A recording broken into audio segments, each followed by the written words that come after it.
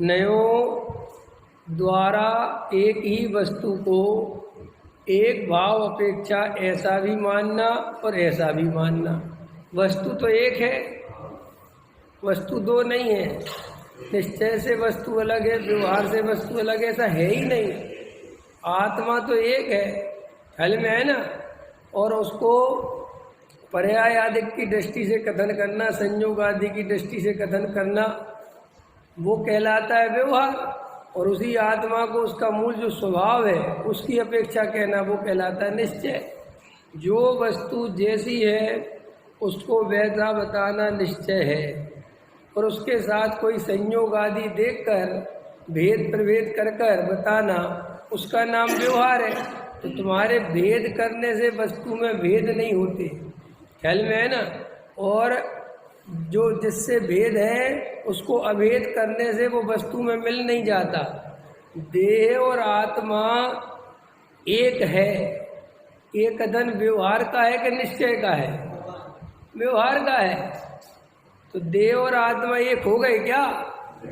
ऐसा व्यवहार नहीं, तो व्यवहार नहीं है इसलिए कि एक नहीं है और उन्हें एक बता रहा, इसलिए तो व्यवहार है।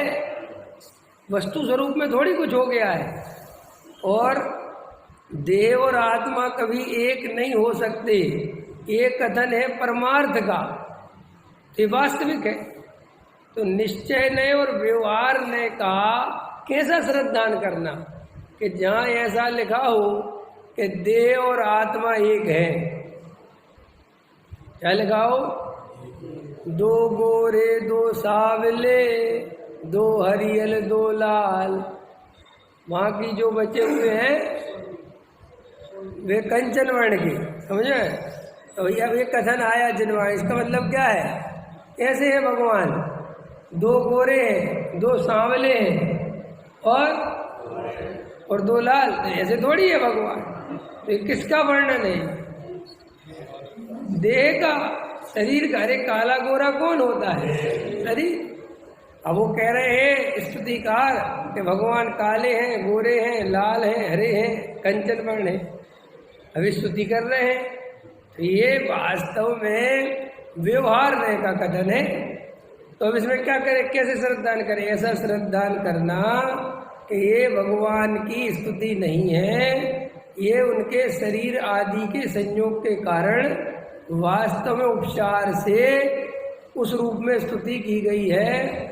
भगवान तो जो अंदर अतीन्द्रिय ज्ञान है, अतीन्द्रिय सुख है, अनंत वीर्य है, अनंत दर्शन है, तो अनंत चतुष्ट रूप भगवान आत्मा विराजमान है। असली जिनेन्द्र देव तो वो है। ये जो अरहंत आदि का शरीर है ये कोई भगवान नहीं है।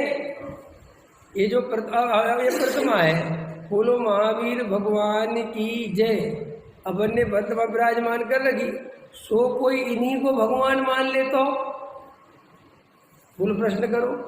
कोई कहे कि ये भगवान है ना, तो हम कहे भगवान है, कहोगे कि नहीं कहो? भगवान कहाँ विराजमान है? अभी हम आपसे पूछेंगे कि भगवान कहाँ विराजमान है, तो क्या जवाब दोगे? कि भाई ऊपर विराजमान है, कहोगे ना? ये कहोगे किस भगवान की प्रतिमा है? कहोगे आदिनाथ की। बराबर है क्या? ठीक है। लेकिन मैं उसे वास्तविक भगवान मान लूं, मैं तो कहूं यही आदिनाथ है, तो क्या होगा? आप कहोगे ये आदिनाथ नहीं है, ये आदिनाथ की प्रतिमा है। आदिनाथ भगवान तो कब के मोक्ष चले गए, वो तो शरीर है ही नहीं। ये तो हमने उपचार से समझ में आया कि नहीं आया?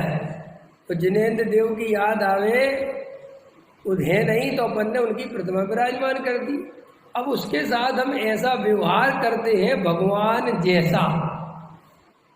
उस प्रतिमा के साथ कैसा व्यवहार करते हैं? जैसे बिल्कुल भगवान ही विराजमान हो, लेकिन फिर भी श्रद्धान ऐसा रखना कि भगवान नहीं है।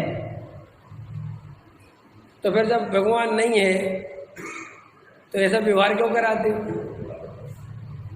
मुद्दे की बात समझ में आती कि नहीं आती?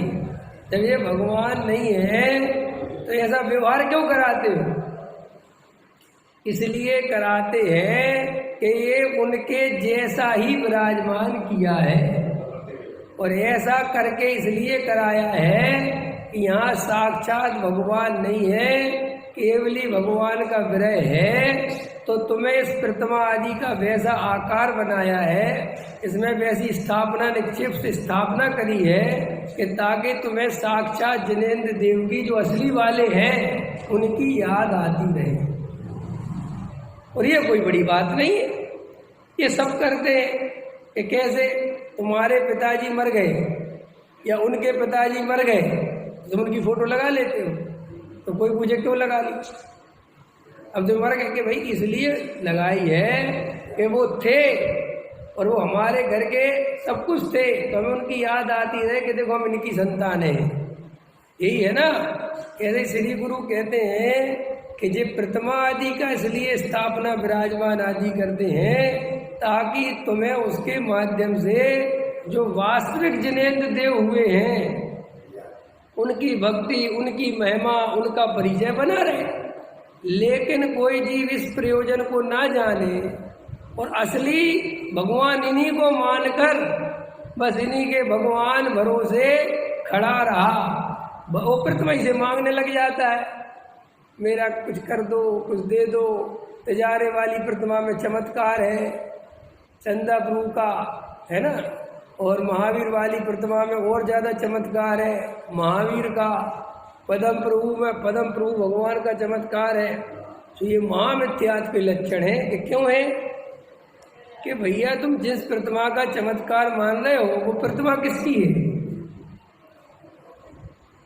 वो प्रतिमा किसकी है? पाषाण की है और पदम प्रभु की है। क्या पदम? तो पदम प्रभु कहाँ है इस समय? कहाँ है बोलो? सिद्धालय में। तो वे सिद्धालय में है और तुम जिस शरीर की पूजा कर रहे हो वो शरीर ही नहीं बचा, वो शरीर ही खत्म हो चुका है, वे पदम प्रभु है ही नहीं। अगर आज वर्तमान पदम प्रभु का पूछा जाए तो पदम प्रभु अरहंत भगवान है कि सिद्ध भगवान? और वो प्रतिमा अरहंत भगवान की है कि सिद्ध भगवान की? तो बिल्कुल महाझूठ है, वे है ही नहीं। और तुम उन पदम प्रभु से कह रहे हो कि हमारी पीड़ा हर लो, हमारे भूत प्रेत भगा दो। जल में आए कि नहीं आए? और लोग लगे हुए। इसका नाम मिथ्यात्व है। मिथ्यात्व ने क्या? जो वस्तु का स्वरूप है ही नहीं, जो वस्तु है ही नहीं उसको वैसा मानना, इसका नाम मिथ्यात्व है। जल में पदम प्रभु है ही नहीं, महावीर है ही नहीं, और तुम उनको बिल्कुल वैसे ही मान के सुख दुख का कर्ता मानते हो, मिथ्यात्व है। तो ये प्रतिमा का व्यवहार, प्रतिमा के श्रद्धान में जो होना चाहिए वो ही होना चाहिए।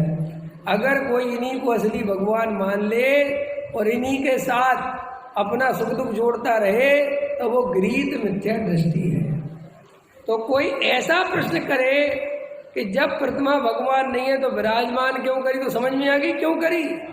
ऐसे ही कोई ये कहे कि जब एक क्रिया कांड में धर्म नहीं है, व्यवहार में धर्म नहीं है, व्यवहार झूठा है, तो जिन वाणी में उसको जगह क्यों दी गई? वो इसलिए जगह दी गई कि उसके बिना निश्चय का उपदेश नहीं हो सकता। इतनी सी बात थी।